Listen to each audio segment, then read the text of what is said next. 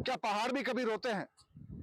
इसका जवाब है कि हाँ, पहाड़ भी रोते हैं जब उनको जख्म दिए जाते हैं। और जब पहाड़ रोते हैं तो वहां पर आसपास के इलाके में सूखा पड़ जाता है।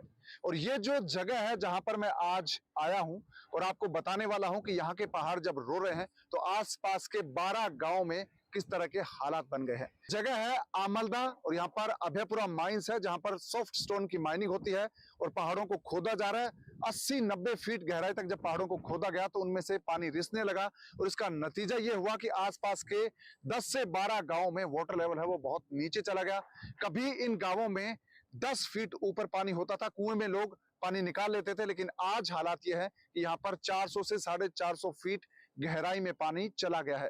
और जबकि इन पहाड़ों में जो पानी रिस कर आ रहा है माइंस में, उसको निकालना पड़ रहा है बड़े बड़े पंप सेट लगाकर और इस पानी को बनास नदी में छोड़ा जा रहा है।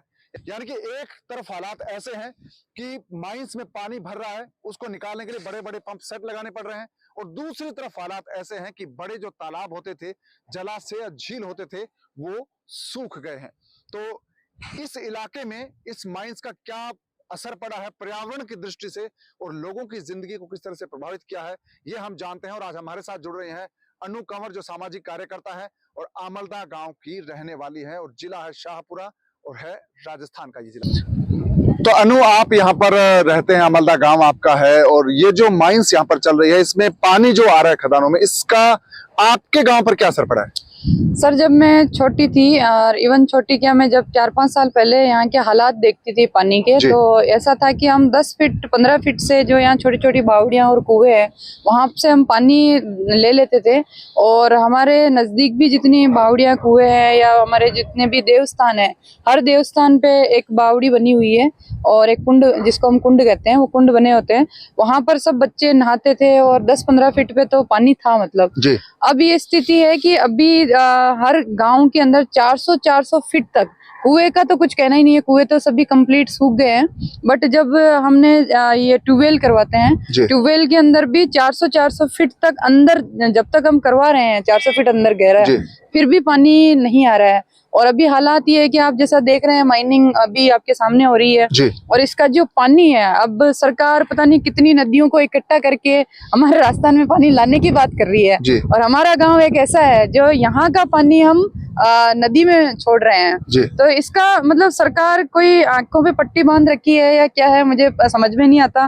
क्योंकि ये चीजें ऐसी छुपने वाली चीजें नहीं है, ये सबको पता होता है। और हम भी यही कोशिश कर रहे हैं कि अब कम से कम पता होते हुए भी गवर्नमेंट कोई एक्शन नहीं लेती है। यहाँ पर सारे अधिकारी आते हैं, ये रोड है, बिल्कुल रोड के पास ही है, तो सारे अधिकारियों की गाड़ियां यहाँ से जाती है, तो सबने कोई आंखें बंद नहीं कर रखी है। बट फिर भी ये हम ग्रामीण लोगों को बताना पड़ रहा है, और ग्रामीण लोग इसलिए हिम्मत नहीं कर पाते हैं कि उनको तरह तरह की धमकियां आ सकती है, या फिर उनके बीवी बच्चे होते हैं और बहुत सारी समस्याओं से जूझना पड़ता है गाँव में रहते हुए।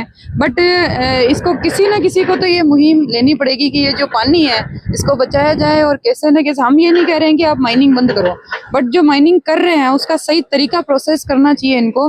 और जो ये पानी है इसको फिर से गांव में ले जाना चाहिए, ताकि ये पानी निकल के फिर गांव में जाए और गांव हरा भरा रहे। वरना आगे आने वाले टाइम में मुझे लगता है कि 1-2 साल के बाद ऐसी स्थिति हो जाएगी कि गांव वालों को गांव छोड़ना पड़ेगा। जितने किसान है वो पानी कहाँ से लाएंगे? तो इस पे सरकार क्यों नहीं गौर कर रही है? अनु, इसमें एक जो कारण है कि जैसे माइंस में पहाड़ को खोदा जाता है, उसके बाद खदान में पानी भर जाता है, ये पानी कैसे भरता है, माइंस में पानी कैसे आता है, और जब माइंस में पानी आता है तो उसके कारण दूसरे जो एरिया का वाटर लेवल वो नीचे कैसे जाता है, इसके बारे में अगर आप बता पाए तो। जी बिल्कुल, ये तो एक नेचुरल प्रोसेस है। हम जानते हैं कि पानी जमीन के अंदर है, बारिश होती है, पहाड़ है, पहाड़ से भी रिस के पानी जमीन के अंदर जाता है। अब जमीन से ये इतनी फीट गहरी खदान है, इस खदान में जितना गहरा खुदाई होती जा रही है उतना जब पानी वाटर लेवल चारों तरफ से पानी इसमें आता है, तो इस पानी को निकाला जाएगा तभी इनका माल बाहर जाएगा।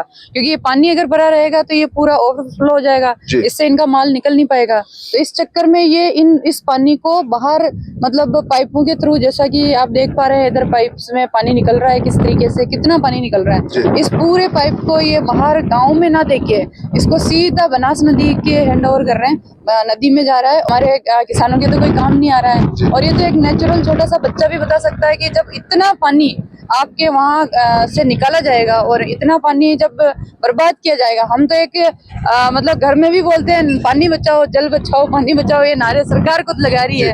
हम तो इतना तक बोलते हैं कि आप नल को भी बंद करो, पानी खराब नहीं होना चाहिए। और यहाँ तो बड़ा बड़ा इतना बड़े जो नाले हैं, मतलब इतने बड़े पाइप जो आप देख रहे हैं अभी, इन पाइप्स के थ्रू सारा का सारा पूरे आसपास के सभी गांवों का पानी बाहर जा रहा है।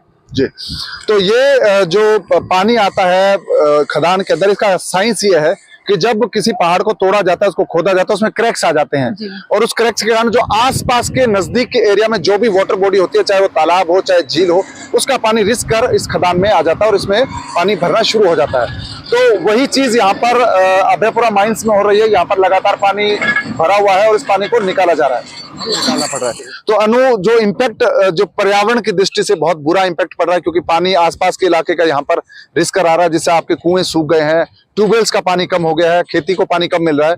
तो अब आप सरकार से क्या चाहते हैं?